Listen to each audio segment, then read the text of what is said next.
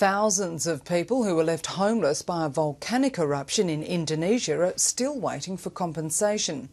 It's now 7 years since the Lapindo mudflow disaster. And while millions of dollars have been paid out, many victims are still waiting for the money to try and turn their lives around. Indonesia correspondent Helen Brown reports. A sea of mud that for 7 years has been bubbling up, submerging homes and livelihoods. 3,000 people are still waiting for full compensation. They should finish the payment process so we don't have to rent anymore. I've moved 4 times and every time I have to adapt to new people, far from friends, neighbours and the families that I know. Many blame oil drilling activities for the river of mud that erupted. But the company involved, Lapindo, says a volcanic eruption hundreds of kilometres away triggered the flow.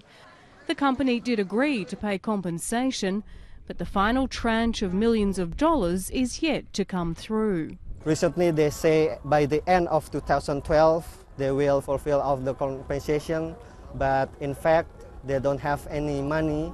Last month, desperate villagers blocked the pumping operation that keeps the mud from building up.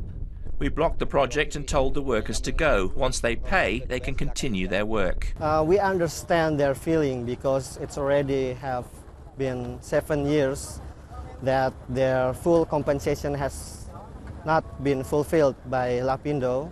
Displaced villagers spend their days beside the mud lake, taking tourists around for some income.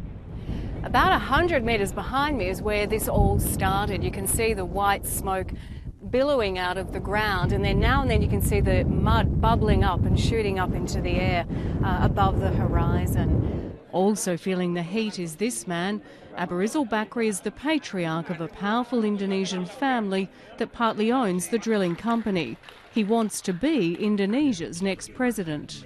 If he wants to be a president, it's his right. But if he doesn't pay for the other 20% of victims, we will not join the election.